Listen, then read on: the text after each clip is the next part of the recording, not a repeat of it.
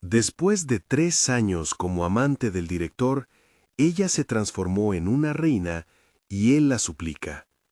La frase rodaba en su cabeza como un latigazo cada mañana hasta que dejó de doler para convertirse en mapa. 3 años sosteniendo la noche a su lado, administrando sus silencios, cobrando favores que se rompían en cuanto amanecía. 3 años que le enseñaron a contar los billetes y a medir la humillación en miradas. Ella había aprendido a pedir poco y a esperar menos, pero nunca, durante esas noches de privilegios prestados, imaginó que la vergüenza podría convertirse en una herramienta. Su jean cerró el sobre con cuidado. Adentro había papeles que no solo valían dinero, había cláusulas de confidencialidad, bonos, una verbal promesa de reconocimiento social que nunca llegó. Los sellos olían a perfume caro, el sobre a ausencia. Firmó con la calma de quien ha decidido que el último trago se beberá sin estremecerse. Diego Fu, director y rostro público de Alianza Anung, no miró a los ojos cuando ella salió de su despacho. Los años los habían hecho una pareja de horarios opuestos. Él la necesitaba al anochecer, la ignoraba al alba. Cuando la puerta se cerró, la risa que dejó Diego era un eco mecánico que ella ya podía reproducir. No era ira lo que sintió aquel día, era cálculo. Un mes después, en las notas de su agenda, Su Jin escribió solo 3 palabras: no más sombras. Había comenzado como una relación instrumental. Ella, secretaria de proyectos especiales, ofrecía compañía en cenas donde los accionistas no debían ver el desorden moral del hombre más poderoso de la empresa. A cambio, su carrera quedaba asegurada por migajas, una nominación, una plaquita, la posibilidad de sostener a su familia. Pero la vida, cuando se vive en la penumbra, se oxida. Ella se volvió fría donde antes estaba rota.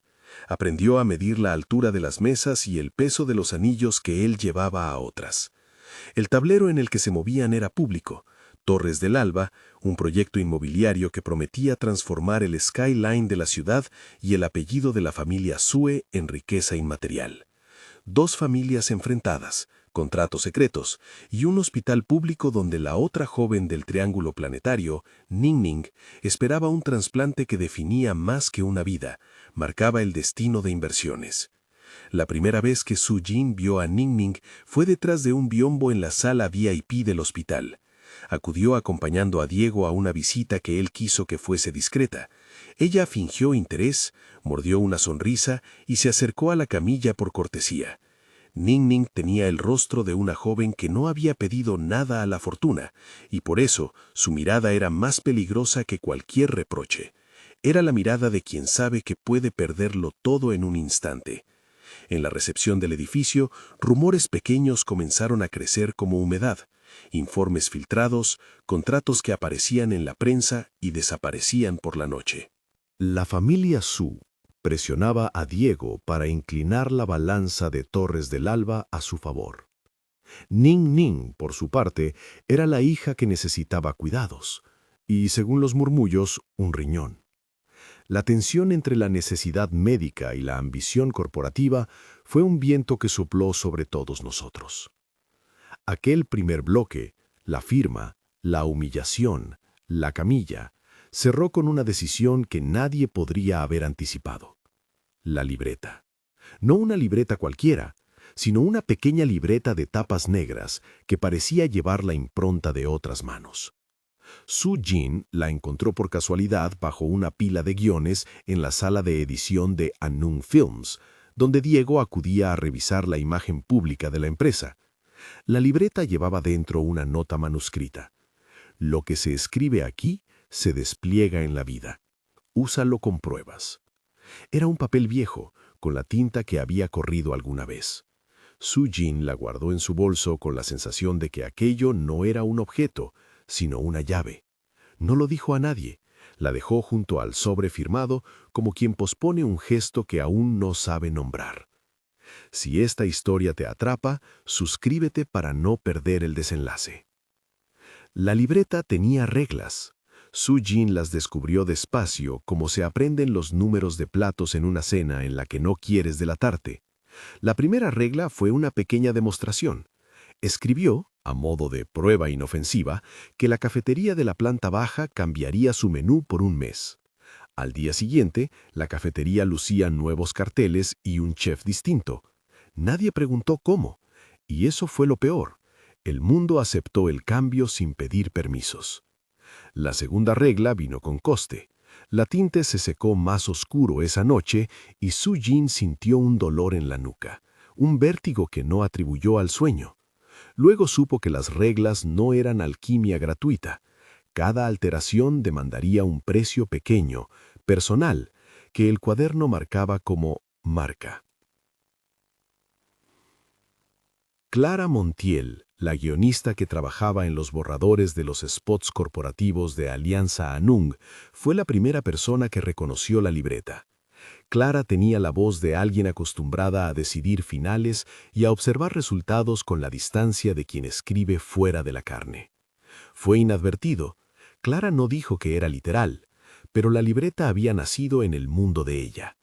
A partir de ahí, la relación entre la autora y la protagonista se instaló como una amenaza suave. ¿Crees que todo se arregla con palabras?, preguntó Su Jin una madrugada, la libreta entre las manos en la cocina del apartamento que le permitían mantener. No todo, respondió Clara, con la sonrisa de quien jugaba al escondite con los destinos. Pero algunas historias esperan ser terminadas. La voz de Clara apareció de forma intercalada, como una nota al margen que el lector podía casi ignorar, pero era quien dictaba ciertos bordes. Yo escribo, otros actúan, dejó escrito en una de sus entradas. Esa voz era fría, calculadora y muy consciente de su poder. La libreta no obedecía a cualquiera, exigía intención y pago. Clara enseñó a Su Jin a pasar las líneas con cuidado, a borrar nombres y a arrancar páginas. También dejó claro lo esencial. La libreta no recrea milagros, reacomoda probabilidades a costa de dejar una marca. Con la libreta en su bolso, la vida de Su Jin dejó de ser solamente nocturna. Comenzó a moverse en la luz del día con una paciencia nueva. Compró acciones en pequeñas cantidades, aprendió a leer balances y a sonreír cuando alguien la subestimaba. Su venganza, si así quería llamarla, no era espectacular, era administrativa. Primero colocó pequeñas fichas, una oferta irresistible a los accionistas de una subsidiaria, una noticia filtrada sobre un defecto estructural no demostrable en las obras de la familia Su, la repentina renuncia de un consejero clave. Nada que pudiera señalarse sin evidencias, pero sí lo suficiente para torcer parámetros. La relación con Diego apenas cambió en apariencia. Él seguía tratando de imponer su ley, seguía creyendo que podía comprar silencios y cuerpos. Pero cada vez que él volvía con algún gesto altivo, Su Jin comprobaba la distancia que había puesto entre sus manos y su propio reflejo. No quería ya ser un adorno, quería la mesa donde se firmaba. Mientras tanto, Ning Ning se convirtió en una pieza frágil con un precio monetario y moral. En la sala de espera del hospital, su madre reclamaba donantes y favores. La familia Su movía influencias para acelerar un trasplante que para ellos era una inversión de reputación. Rescatar a la hija era asegurar un aliado social. En ese tablero, un trasplante no era solo cirugía, era contrato, era voto a favor en una junta. Los médicos, entre la ética y las órdenes, se movían como funámbulos. La narrativa pública que Anung montaba sobre su buena voluntad hacía que la atención mediática fuese más intensa, más peligrosa. Su Jin visitó al Dr. Song una vez. Doctor de mano firme y mirada humana. Él no era cómplice de conspiraciones. Cuidaba vidas. En aquella consulta, ella escuchó lo que su propio corazón ya intuyó. Los listados de compatibilidad eran precisos, los tiempos escasos. Había esperas y listas de espera. Había favores que podían acelerar procedimientos y favores que podía justificar con sobornos y contratos. El doctor Song la miró a los ojos y no encontró venganzas, solo a una mujer con miedo. No es así como debería funcionar, dijo el médico, pero sé que las influencias existen. ¿Qué buscas realmente? Su Jin pensó en responder con datos financieros, con cláusulas, con la promesa de que todo aquello se haría sin mancharse. Pensó en decir la verdad, que quería ser visible, que quería dejar de ser sombra. Pero la honestidad le costaba caro. En vez de eso, pronunció una frase medida. Quiero que la decisión no dependa de ser la hija de alguien. El doctor Song no participó de conspiraciones, pero escuchó. Le explicó con el respeto de quien no desea transformarse en cómplice cómo funcionaban las listas, qué papeles eran imprescindibles y qué demoras podían ser legales. Le habló de la responsabilidad médica de no someterse a presiones. Le habló también, sin saber cuánto, del peligro de mezclar salud con política. En ese tiempo, Su Jin supo que el dinero podía comprar muchas cosas, excepto la legitimidad. Aprendió que los favores dejaban rastros. Por eso comenzó a jugar más con la libreta que con los recursos del banco. Si la libreta tenía reglas, las reglas podían ser trenzadas en su beneficio. Solo debía aprender a pagarlas. La primera vez que la libreta cambió algo potente fue en una escena aparentemente pequeña. El banquete en honor de Ning Ning, con la ciudad observando, con cámaras y discursos que prometían apoyo a la familia. Diego, brillante en su traje, levantó la copa y habló de compromiso. El público aplaudió. Su Jin se sentó en una mesa lateral, testigo de las alfombras y las fotografías. En el escenario, Ning Ning recibió una placa. Fue una noche diseñada para la imagen. Su Jin, desde la sombra, escribió en una página 3 líneas. Que el discurso de apertura incluya la necesidad de una auditoría externa para Torres del Alba. Que el informe sea solicitado por una autoridad municipal independiente. No era una petición de vida, ni siquiera un ataque directo. Era un movimiento de tablero. Cuando a la semana un inspector municipal anunció una revisión por irregularidades, nadie conectó las piezas. La prensa se llenó de preguntas, los planes se detuvieron y los consejeros de la familia Su empezaron a sudar. La libreta exigió su precio. Aquella noche Su Jin despertó con un sueño nítido donde una luz la marcaba. Al abrir los ojos, notó en su piel una mancha circular, apenas perceptible, como si un sello invisible la hubiese tocado. No dolió físicamente, pero la marca existía. Clara la miró cuando la mostró, sin sorpresa. «Marca», dijo la guionista. «No es nada fatal, pero es una prueba de que el cambio dejó un rastro. A veces lo paga el que escribe, a veces lo paga el mundo. Depende de la frase y del lugar». El precio la hacía humana. No era gratuita la victoria posible, era transacción. Mientras tanto, los movimientos corporativos comenzaron a gestarse en dos frentes. Por un lado, Su Jin tejía pequeñas alianzas con accionistas díscolos, ofreciéndoles datos de primera mano sobre posibles riesgos legales si no se realizan auditorías. Por otro, empezó a acercarse a miembros de la familia Su con una simpatía que olía a sinceridad. A los ojos de ellos, parecía una víctima digna a la que había que proteger. En secreto, era una jugadora que sabía leer sobres. En la noche en que doña Fu, la matriarca, ofreció un té en su residencia, Su Jin supo que su juego debía ser aún más circunspecto. Doña Fu fue siempre un animal social, elegante e implacable, con una sonrisa que no calentaba. Sentada bajo un candelabro, habló de deber y de legado, de la obligación de mantener el apellido limpio y de no mezclar lo íntimo con lo empresarial. «La familia respeta las apariencias», dijo doña Fu, mirando a Su Jin con esa distancia de quien no perdona. «No puedes pretender otra cosa». Su Jin respondió con calma. Sonrió de una manera que no simulaba sumisión, sino conocimiento. «Entonces dígame qué debo hacer para merecer ese respeto», contestó. La frase no fue una súplica, fue una ofrenda calculada. Doña Fu, que veía en sus manos pequeñas el producto de muchas noches, no reconoció de inmediato la amenaza. Esa era la ventaja de la calma. Pasaba por reblandecimiento. En la bolera de la ciudad se tejieron alianzas inesperadas. Un consejero que se sentía desplazado por Diego, una abogada joven con ambición y un empresario minoritario que quería un asiento en la mesa de decisiones. Todos necesitaron algo que Su Jin supo ofrecer, información que nadie sospechaba que tuviera. Ella la obtuvo fingiendo estar siempre al lado de aquellos que sabían demasiado.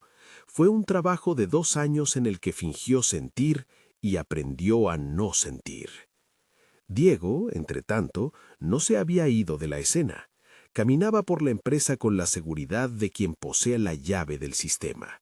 Sus errores habían sido muchos, pero su mayor crimen había sido la valoración errónea de una mujer a la que creyó inofensiva. Comenzó a modificar su conducta. Le dio pequeños gestos, invitaciones públicas que sirvieran de coartada, todo con la intención de mantenerla cerca, pensando aún que la posesión sería suficiente. Un día, después de una reunión en la sala de juntas, Diego la atrapó en el pasillo. Sus manos en aquella ocasión no sostenían billetes ni ofrecían silencios, sostenían súplicas. «No lo hagas difícil», susurró. «Quiero arreglar las cosas. Tú me entiendes». Su Jin lo miró como a un hombre que pide algo que nunca estuvo en su poder. Su rostro no mostró compasión. Era un rostro que podía dar órdenes por primera vez. «Arreglar para ti significa comprar lo que te falta. Diego, yo no estoy a la venta», dijo ella con voz templada. Su mirada, sin embargo, escondía cálculos que él no alcanzaba a ver.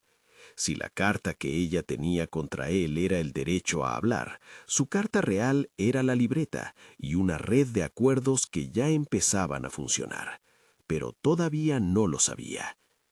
Mientras los engranajes giraban, la prensa comenzó a hacer preguntas incómodas. ¿Por qué un proyecto millonario tenía auditorías? ¿Por qué había renuncias desde la dirección? Los nombres aparecían, los correos electrónicos, los contratos, la falta de supervisión en algunos permisos. Las voces se multiplicaron. Políticos, accionistas, activistas. En la bolsa, las acciones de Alianza Anung se movían hacia la derecha y hacia la izquierda con la volatilidad de quien aún no sabe si habrá reestructura o quiebra. Su Jin no era ingenua. Sabía que el poder que aspiraba no venía sin ruido. En la escala de consecuencias, las acciones que empujaba podían terminar en investigaciones. Por eso dejó que otros creyeran lo que quisieran, que era un brazo débil de Diego o la amante sumisa que no tenía derechos. Mientras fingían, ella movía piezas. Hubo una noche en la que la libreta se volvió transparente. Escribió que un informe de compatibilidad en la lista de trasplantes favoreciera a Nin Nin, no por manipular la biología, como ella y Clara se apresuraron a dejar claro, sino por hacer que un donante potencial apareciera de forma legal, un benefactor anónimo que al no poder ser identificado por la prensa, actuaba como donante altruista. La libreta lo disponía, pero cuando la nueva noticia llegó, causó un terremoto ético. ¿Era moral celebrar un donante anónimo que parecía surgir de la nada? La pregunta abrió investigaciones. Para algunos era una bendición. Para otros, la sospecha de que alguien había usado influencias para acelerar lo imposible. La marca en la piel de Su Jin, el pequeño círculo que nadie más veía, comenzó a cambiar de tamaño. No era dolor, sino recordatorio. Cada vez que escribía algo de alcance mayor, aparecía un síntoma nuevo, un insomnio, un dedo entumecido, un recuerdo que la visitaba con la intensidad de un reproche. Clara la observaba con la distancia de quien administra historias y sabía que el precio, tarde o temprano, tendría rostro. En una de las cenas privadas donde los consejeros aún discutían con decisión, uno de los hombres a quien Su Jin había acercado sugiere abrir un contraespionaje legal, auditar la contabilidad de la familia Su y exponer sus préstamos cruzados. Fue un movimiento agresivo. Diego lo vio como una traición insoportable. En la mesa, las copas cayeron en silencio. «¿Quién te ha dado estas cifras?», gruñó Diego. «La información circula, y la verdad, cuando es necesaria, sale a la luz». Ese fue el primer choque abierto. Diego, que conocía la mano con que se movía el mundo corporativo, supo que alguien en su círculo traicionaba su confianza.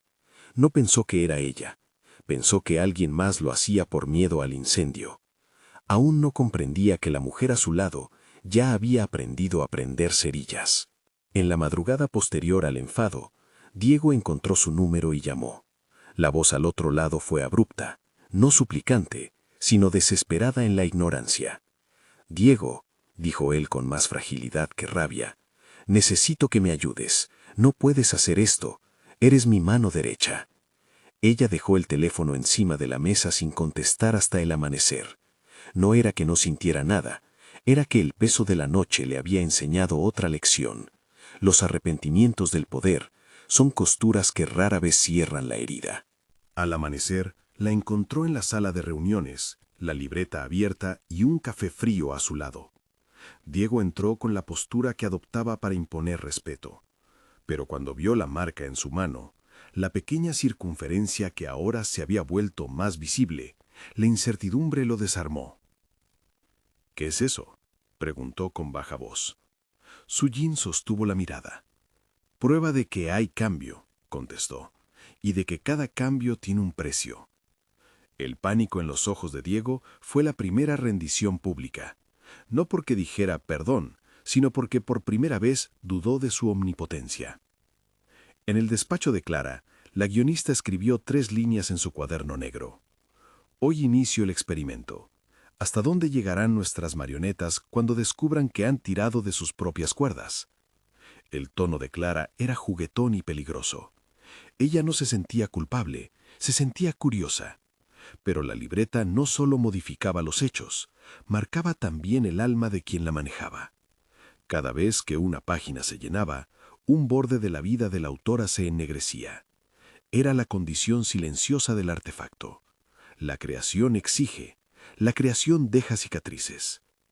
La investigación comenzó a tomar forma. Un periodista anónimo publicó un reportaje con insinuaciones sobre irregularidades en Torres del Alba. Las redes se incendiaron. Diego reaccionó con enojo y órdenes. Su Jin apareció en una foto lateral, sonriente, en una entrevista que ella misma no había pedido. Su presencia se volvió pública de una manera que la favorecía. No solo era la amante, sino la secretaria que alzaba la voz sobre responsabilidad corporativa. El prisma cambió. La gente empezó a verla con otros ojos, con la mixtura de compasión y advertencia que se reserva a quienes parecen víctimas con poder. Pero no todo fue estrategia tibia. Por debajo, la familia Su había empezado a sospechar. Reunieron auditores, hablaron de demandas y de patrimonios. En la penumbra, alguien llamó a la fiscalía. Las amenazas se volvieron reales. El invierno cultural que Su Jin había provocado con su libreta se volvía tempestad. Fue en ese clima que sucedió algo imprevisto. Una llamada a la oficina, muy tarde, con la voz de doña Fu respirando bajo distancia. «Vienes a la cena», dijo ella. «Quiero verte». Su Jin supo que aquella cena sería una prueba. Si ingresaba a la casa de la matriarca, lo haría con la mirada de quien puede negociar su incorporación al clan. Si rehusaba, enviaría el mensaje contrariado de quien huye de asumir responsabilidad. Eligió entrar. En la mesa de doña Fu, los discursos giraron en torno a lealtad y honor. La familia Su se sentó como castillos alrededor de su propio dinero. Pero la velada cambió cuando doña Fu, con acento de cuchillo, dejó sobre la mesa una foto en blanco y negro de un contrato antiguo, pruebas de préstamos cruzados y de promesas no cumplidas. Miró a Su Jin y no dijo más que una cosa: «No me gustan las sombras que pretenden gobernar». Su Jin, por primera vez, no se dejó encerrar por la palabra sombra. Respondió con un gesto que no fue de sumisión, sino de oferta. «Gobierna conmigo», contestó. «Tú pones el apellido, yo pongo la gestión. Juntas hacemos que nadie nos deba». La frase quedó flotando entre la porcelana y el humo del cigarro. Doña Fu la miró como quien pesaba un diamante falso. Había algo en la propuesta que olía a peligro. Asesora de un potencial golpe corporativo o socia de una neutralización calculada. Ella aceptó escuchar. Esa noche, de regreso a su apartamento, Su Jin escribió en la libreta algo que no era petición, sino afirmación. Que mi posición sea reconocida legalmente dentro de los próximos 6 meses. No era un deseo, era una estrategia discursiva. Provocar pasos legales, demandar despacho, mostrar pruebas. No pidió que el juez obedeciera, pidió que la sociedad viera que tenía autoridad para reclamarla. La libreta, sin embargo, volvió a reclamar su precio. Aquella noche, al ir a dormir, Su Jin sintió por primera vez una tristeza no planificada que se le pegó a los huesos. Recordó a su madre cocinando en una cocina pequeña y a su hermano queriendo estudiar sin dinero. En ese instante, comprendió que su ascenso no solo modificaría su destino, sino que reconfiguraría la vida de quienes la amaban. Y se preguntó si la deuda real no era con ese pasado que ella ahora traía a la luz. Diego, por su parte, comenzó a moverse con prisas que parecían miedo. Empezó a hacer llamadas nocturnas para que se detuvieran filtraciones, que se frenaran conversaciones. Su voz, antes llena de mando, se afinó en súplica cuando habló con ciertos consejeros. La posibilidad de que su imperio se fracturase lo obligó a considerar alianzas que antes despreciaba. Su reinado de indiferencias quedó resquebrajado por la vida, que como una grieta buscaba entrar. En una escena breve, la solidaridad pública cambió de signo. Algunos empleados de Anung comenzaron a apoyar a Su Jin. No era una ola masiva, sino pequeños gestos, un aplauso en privado, un correo anónimo con información que le fue útil. Ellos no sabían exactamente qué buscaban. Creían que defendían a una mujer que se atrevía a desafiar un sistema. Eso le dio otro recurso, la legitimidad social, que contrapesaba las intrigas legales. A mitad de estas maniobras, algo nuevo apareció en su vida, la sospecha de embarazo. No era una certeza, solo una posibilidad que llegó como una frase tambaleante, un retraso, un mareo. La idea de que pudiera estar gestando una vida que simbolizase posesión o salvación complicó todo. Para Diego sería justificación de paternidad, para la sociedad una confirmación de la relación íntima que ella había mantenido oculta. Para Su Jin, el embarazo era un tablero nuevo. Si era real, podía ser usado como herramienta o como carga. Si no lo era, serviría como rumor manipulable. Decidió callar. No supo en ese momento que el rumor del posible embarazo se transformaría en moneda. No supo que algunos comenzarían a tender expectativas, que los comentarios en redes la convertirían en víctima o en usurpadora, según la parcialidad de cada lector. Pero la posibilidad la obligó a tomar una decisión práctica: visitar al Dr. Song para confirmar o desmentir. No por la pureza de la ciencia, sino por la necesidad de información que solo la medicina podía dar sin presiones. La prueba dio resultado dudoso, no afirmativo, no negativo. Era un borde gris que dejó a Su Jin en un limbo perfecto para la estrategia. Quedó con la convicción de que cualquier paso debía darse con cautela. Y sin embargo, la sospecha se filtró. En la empresa comenzaron a correrse versiones. En la calle se iluminaban pantallas con insinuaciones. Diego escuchó el rumor en la cocina de la noche y por primera vez en años lloró sin saber por qué, por la posibilidad de perder la imagen o por la posibilidad de perderla a ella. Fue entonces cuando el director hizo lo que antaño habría considerado imposible. Se presentó en su apartamento, tocó la puerta y sin gritos ni escena, se hincó un poco, no para suplicar perdón, sino para ver si aún le pertenecía la voluntad de ella. La escena fue corta y brutal. Sus palabras, sin grandilocuencia, fueron una súplica contenida. No lo entiendas como manipulación. Si hay algo entre nosotros, al menos no lo rompas así». Su Jin no respondió con lástima. Puso la libreta sobre la mesa y dijo: «Voy a escribir lo que ocurra, que influya con hechos, no con súplicas». Diego retrocedió, porque en ese gesto ella había mostrado la paradoja final. Él, que creyó poseer su cuerpo y su silencio, ahora le pedía que le devolviera la llave de su destino. Y ella, con la libreta cruzando su vida, estaba dispuesta a condicionar la clemencia. La noche cerró en tensión. Unos pasos en el pasillo, un suspiro, un número marcado en un teléfono. En la penumbra, la libreta dejó de ser objeto para pasar a ser garantía y amenaza. Su Jin supo en ese momento que su ascenso hacia la reina que imaginaba no sería limpio, que tendría aliados que la amarían por conveniencia y enemigos que jurarían destruirla. Y supo otra cosa, que la súplica de Diego, por ahora, era un sonido débil frente al edificio que estaba levantando. La gente veía ya a otra mujer, altiva, calculadora, con ojos que no buscaban consuelo. El mapa estaba trazado hasta cierto punto, pero la partida no acabaría sin derramamientos. Por la mañana, antes de entrar a una junta donde haría una propuesta oficial para asumir la dirección operativa de un proyecto piloto, Su Jin se sentó sola en la azotea del edificio. Sacó la libreta y con la mano que ya conocía el peso del pago, la abrió en blanco. La primera página que leía era de Clara: «Si las piezas se mueven, observa cómo se doblan. No borres la huella».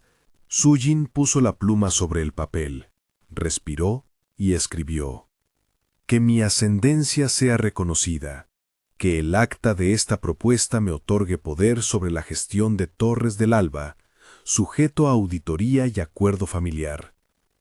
No hubo despliegue mágico, ni relámpago, solo una sensación de quietud. Afuera, una grúa aumentó su ritmo y abajo apareció un camión con el logotipo del proyecto, como si alguien hubiese decidido comenzar las obras con una prisa nueva. La carta estaba echada.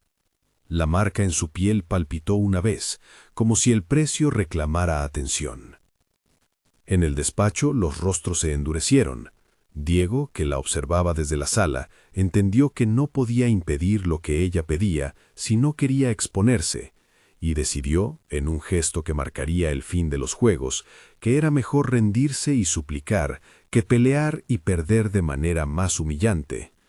Esa decisión abriría una puerta que nadie sospechaba.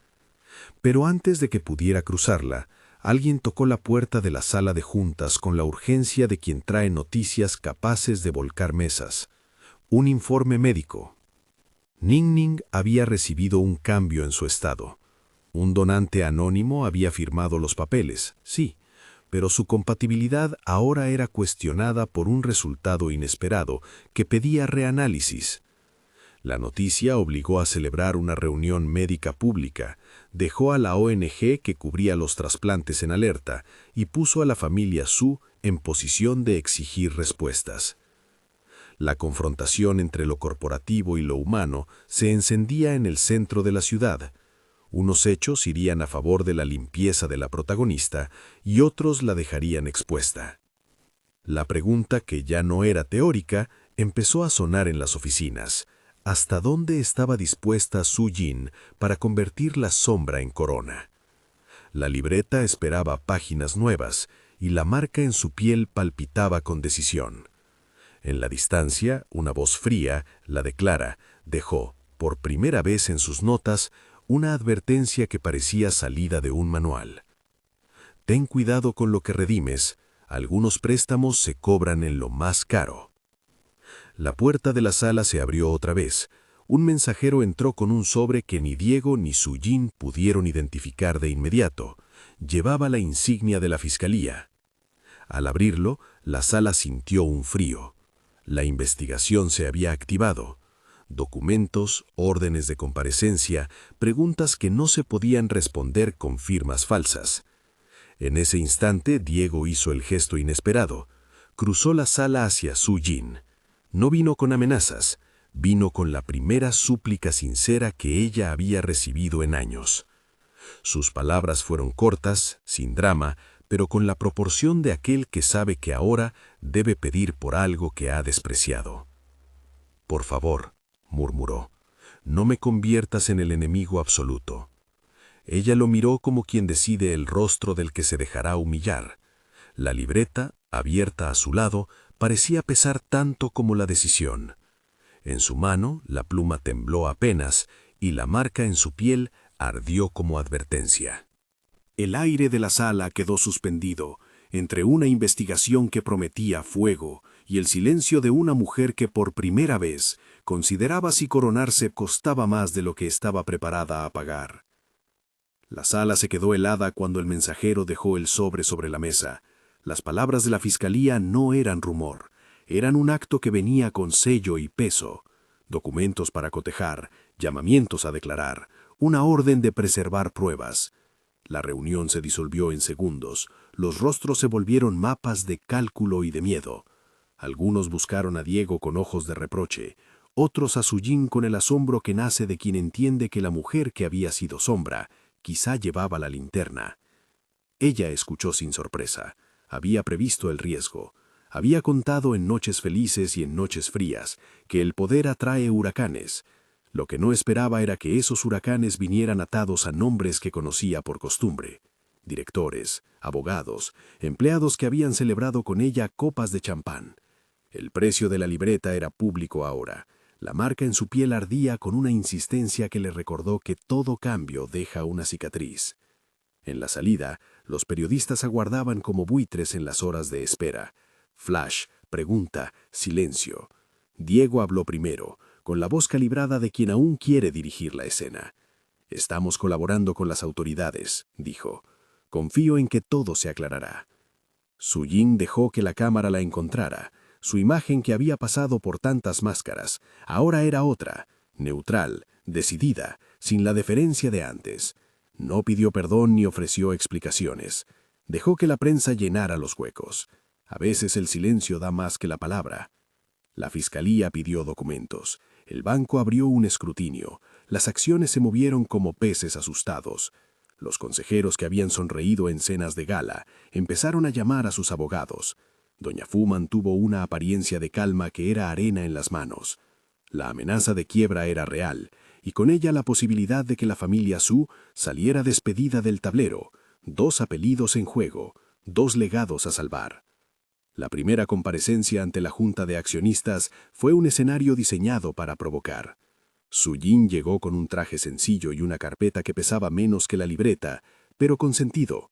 No entró por la puerta principal, llegó por un acceso lateral, por donde suelen entrar quienes fueron subestimados. La sala bullía de miradas. Diego se sentó en la mesa con la rigidez de quien aún dispone de favores ocultos. Miró a Sujin como si buscara la redención en su cara. Ella no le devolvió la mirada, la guardó para el micrófono y para el público. Solicito que la Junta rememore las circunstancias de mi nombramiento provisional al frente del comité operativo y solicito que se nombre una auditoría independiente para revisar la gestión de Torres del Alba y la transparencia de nuestras contrataciones. Era una petición administrativa, era una detonación. Algunos en la mesa la llamaron temeraria, otros necesaria. La pregunta no era si tenía derecho. La pregunta era si se atreverían a dejarla con el poder que pedía. La respuesta vino por números y por alianzas que ella había ido tejiendo en los 2 años previos con paciencia. Pequeños accionistas que la respetaban, un consejero desplazado por Diego que ahora buscaba su revancha, la abogada joven que quería demostrar su valía. Las hojas se pusieron a favor. La votación fue cerrada, fría. Gana Sujin. Cuando el resultado se anunció, Diego se quedó inmóvil por un instante. No fue ira, fue otra sensación, más cruel, la desintegración de una expectativa. Él había pensado siempre que las cosas se resolvían con gestos privados. Ignoró que ella estaba construyendo lo público. Esa misma noche, en su despacho, él llamó con una voz distinta. No era el grito que antes usaba para mandar. Era un murmullo que pedía ayuda. «Sujin», dijo, «no tienes por qué destruírmelo todo. Yo puedo cambiar. Podemos hacerlo distinto». Ella escuchó cada palabra como quien guarda una receta. Tenía en la mano la carpeta con la resolución y dentro el inicio de un nuevo orden. Su decisión debía tener más que justicia, debía tener sentido. No era venganza por venganza, era estrategia con nombre. Contestó con frialdad, no por falta de emoción, sino por cálculo. El cambio se mide en hechos, respondió. ¿Estás dispuesto a hacer lo que exijo o preferirías que la justicia haga lo que tú no te atreves? Él no respondió de inmediato. La súplica, que era lo que la frase del título prometía, aún no había llegado. La súplica lleva tiempo, dijo la noche. Se escucha mejor cuando alguien ha tomado la decisión de humillarse. Diego todavía buscaba términos para no arruinarse del todo. Mientras las ruedas jurídicas giraban, la libreta se volvía instrumento peligroso. Clara, que había observado el fenómeno con la curiosidad de un científico que perdió la ética por el juego, empezó a modificar su postura. La distancia se convirtió en preocupación. En su cuaderno, en una letra fría y equilibrada, escribió: «No soy el ángel, soy la que observa. Pero ¿y si los que juegan me observan?». La guionista trató de recomponer su posición, ofrecer culpabilidad, repartir el peso. Propuso a Su Jin un acuerdo tácito: usar la libreta para contrarrestar las campañas mediáticas y luego publicitar la transición como un acto de modernidad corporativa. Su Jin escuchó. Sabía que Clara quería mantener el control. No quería perder la gloria que sentía al mover destinos. Pero Su Jin ya no estaba para ser guiada por la voz de otro. Había aprendido el poder de la palabra propia. Sus manos, la marca en su piel, la habían hecho temer la mirada fría de la autora. Decidió en privado que la libreta debía dejar de mandar.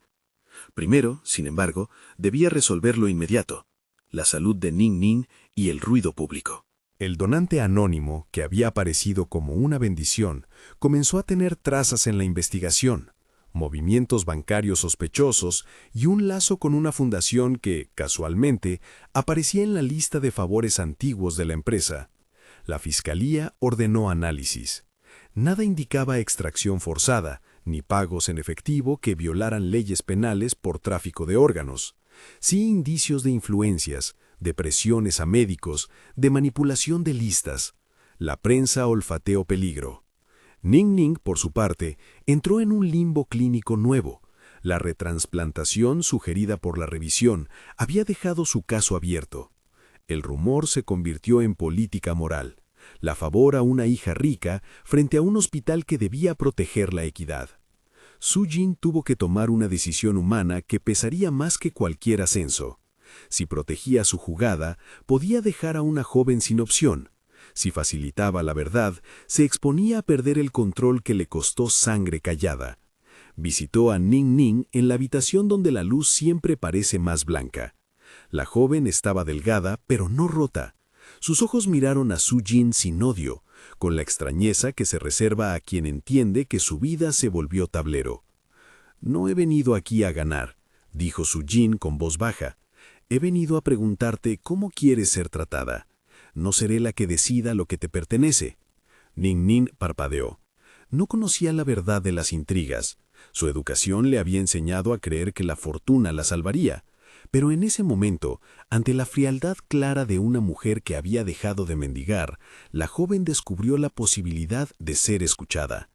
«Si hay algo que me corresponde», contestó Ning Ning con dificultad, «que se haga, pero sin trampas.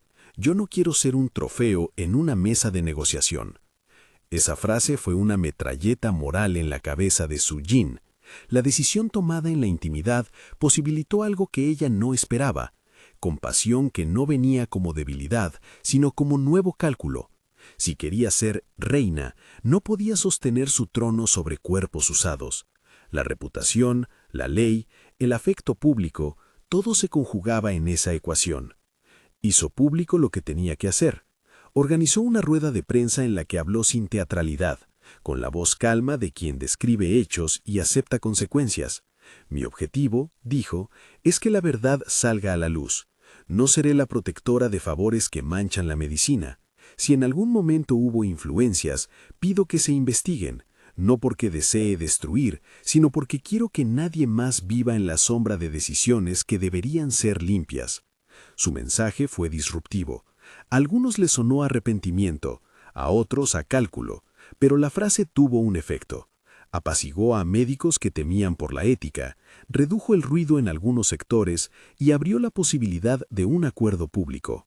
Ning Ning tuvo la opción de mantener su proceso con garantía de transparencia. La joven aceptó. No porque la libreta se lo impusiera, sino porque una mujer que había aprendido a ser dura supo que la legitimidad pública era la que la salvaría del caos. Diego, por su parte, comenzó a gritar en privado. La posibilidad de perder no era solo económica, era la pérdida de un mundo que le definía. Llamó a viejos aliados, ofreció dimisiones a cambio de silencio, propuso donar parte de sus activos a fundaciones. Todo fue pánico vestido de generosidad. Pero la súplica que traía no se conformaba con dinero. Pedía perdón, humillación pública y un retorno de lo que perdió. Control, confianza, el interés que la amaba. La escena más difícil fue la que sucedió en el despacho familiar. Diego entró como quien va a confesar un crimen. Se arrodilló. La palabra por favor salió de su boca con una gravedad que conmovió incluso a quien había visto su desprecio antes. «No te lo pido como favor», murmuró. «Te lo suplico como aquello que perdí. Tu confianza. Dime qué hacer para estar a tu lado de nuevo». Su Jin lo miró. Lo miró con la misma calma con la que la niña aprende a medir el frío del fuego antes de acercar la mano. Tenía en su bolsillo la libreta, un objeto que había usado con mesura y ferocidad. La marca en su piel ardía todavía. Dentro de ella, esa breve súplica de Diego fue una molécula de lo que alguna vez había sido su vida, un juego de posesiones. Podía regalarle la ternura que pedía, podía hundirlo. El poder le permitía elegir. Se hizo silencio largo. No hubo música de fondo, solo el roce de la papelería y el latido de dos cuerpos que representaban mundos opuestos. «Arrodillarte no borra tu historia», dijo ella, con voz que no buscara lastimar, «pero demuestra que entiendes que hay consecuencias. Yo no pediré que sufras por mí, pediré que aprendas a servir a algo mayor que tu orgullo». Él prometió. Todas las promesas del mundo caben en esa hora. Juró que cambiaría la empresa, que dedicaría recursos, que se sometería a sanciones. Lo dijo con la desesperación del que teme la ruina. Lo dijo con la devoción del que no comprende que la humillación pública podría rehabilitarlo de una manera que la intimidad no puede. Su Jin decidió imponer condiciones públicas. Quiebra simbólica de privilegios. No pidió su cárcel, pidió su trabajo bajo supervisión, su retiro de decisiones estratégicas y un compromiso de transparencia. Lo que deseaba no era la ruina absoluta de Diego. Deseaba que aprendiera a dejar de ser la fuerza que pensaba que todo lo justificaba. El castigo que propuso no fue venganza, fue reeducación en el ojo público. El acuerdo fue público. Diego aceptó. Su súplica, convertida en un acto público de reconocimiento, tuvo un efecto inesperado. Parte de la prensa lo cubrió con compasión, la otra con escarnio. Para Su Jin era una victoria de segundo tipo. No volvió con él a las noches de antes, no deseaba ser la sombra que le limpió la conciencia. Quería la mesa donde se firmaban los documentos. Tenía, por fin, la autoridad. Pero la libreta seguía presente, con su marca y su precio. Clara, que veía la escena avanzar como pieza creada por su mano, se sintió peligrosa. No por moral, por pérdida de control. Escribió entonces una línea en su cuaderno que pretendía ser la última mano. Que el mundo crea que la verdad sirve de corona. Que la reina se vista con las obras de su pasado. Era una frase hiriente, pensada para volver a convertir a Su Jin en instrumento. La autora buscaba una obra, y para ella la obra debía tener víctima y triunfadora, y tal vez un justo castigo. Su Jin supo de la línea, no por la libreta, sino por el rumor que recorre los pasillos. Una frase que había sido escrita y que podía trenzar realidad. Caminó hasta donde Clara estaba, en el despacho donde una taza de café frío proclamaba desvelo. La guionista la miró con esa mezcla de curiosidad y suficiencia. «¿Crees que puedes seguir escribiendo mi nombre?», preguntó Su Jin sin alzar la voz. Clara sonrió, pensó que era un juego, le gustaba guiar destinos, le gustó mover bodas, divorcios, confesiones, pero esta vez había subestimado algo elemental. Su Jin no era un personaje sumiso. Había aprendido que la palabra de otros puede herir, pero la propia palabra tiene peso mayor. Su Jin sostuvo la libreta, la tocó como quien toca moneda caliente. «Esto ha funcionado», dijo Clara. «No puedes renunciar a lo que te ha servido». «No es lo que me ha servido, es lo que me ha costado, y no pagaré ese precio para que otros disfruten el teatro». Lo que siguió fue una escena breve y definitiva. Su Jin abrió la libreta, hojeó páginas con nombres, fechas, cambios. Vio la marca que se expandía con la tinta. Se vio a sí misma en una de esas hojas, descrita como el personaje que asciende. Sintió algo parecido a lástima por quien la describía. Luego miró a Clara y dejó que la autora viera lo que significaba perder control. La creación no manda más. Con manos que no temblaron, escribió una única frase en la página siguiente, en su propia voz, no en la escritura amable y fría de Clara. «Hoy me devuelvo la historia. Quien quiera seguir dictando, que viva con la tinta que deja». Cerró la libreta, la dejó sobre la mesa y la prendió fuego. No fue un gesto teatral, fue un acto decisivo. El fuego lamió las páginas con un ruido que sonó como papel que consume secretos. Clara gritó, no por el objeto, sino por la posibilidad de perder aquello que la hacía omnipotente. La autora sintió en su piel una caída de poder que la dejó sin palabras. La llama devoró la tinta. Algo se rompió. La sensación de que el destino se podía manipular desde un despacho. La libreta ardió. La marca en la piel de Su Jin ardió con ella. Y luego algo cambió. La marca palideció. No desapareció. No debía hacerlo.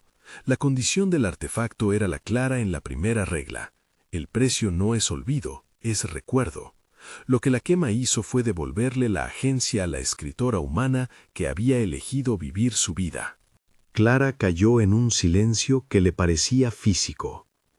El incendio no pasó desapercibido. La fiscalía había ordenado preservar pruebas. Eso generó una nueva polémica. ¿Destruyó la posible evidencia? ¿Se pretendía ocultar manipulación? Algunos abogados lo usaron en su contra. Otros la vieron como acto de valentía. La justicia tiene muchas maneras de leer un fuego. Su Jin lo sabía, asumió la consecuencia, no buscó ocultarla. Tras la quema, las cosas se movieron con nueva claridad. La fiscalía tomó testimonios. Algunos ejecutivos fueron señalados por corrupción y tuvieron que responder. No todos los que cayeron eran villanos completos. Algunos fueron piezas que habían elegido miedo antes que ética. La ley siguió su curso. La empresa experimentó cambios estructurales. Torres del Alba no desapareció. Cambió de manos en función de acuerdos que Su Jin negoció públicamente. No era todo limpieza. No pretendía serlo. Era un nuevo tablero con menos sombras. Ning Ning recibió el órgano de un donante que fue validado sin irregularidades tras la investigación. Su proceso fue público y vigilado. Su recuperación fue lenta pero real. En su primera aparición histórica, la joven agradeció sin rancor ni teatralidad. Dedicó la gratitud a los médicos que no se dejaron comprar y a quienes insistieron en la transparencia. Su nombre dejó de ser moneda de cambio y fue, por fin, lo que debía ser, una vida que se recuperaba. El Dr. Song permaneció como voz de prudencia. Se le ofrecieron cargos, se le investigó, su conducta fue revisada pero no manchada de manera criminal. Terminó siendo testigo en los procesos, con la dignidad de quien no buscó protagonismo. Su papel, para Su Jin, fue más que profesional. Fue un recordatorio de que la medicina no debe plegarse al apetito. Clara sufrió la pérdida de su juguete más amado, no por justicia, por control. La autora decidió retirarse a escribir fuera de la ciudad, con la certeza amarga de que las historias que no respetan a los seres pierden su sustancia. En una última nota que dejó en su cuaderno, donde la tinta se volvió menos arrogante, escribió: Perdí el dominio, gané la lección. Si los personajes se niegan, el arte pierde su sentido. Fue una confesión sin redención. La transformación de Su Jin de amante a reina no fue un tránsito de glamour sin precio. Fue un proceso con heridas, con acuerdos, con pérdida y con algunos aliados dispuestos a pagar por una nueva forma de poder. Ella no adoptó una corona literal, adoptó la mesa donde se firmaba y la voz que mandaba en reuniones con efecto real en la vida de las personas.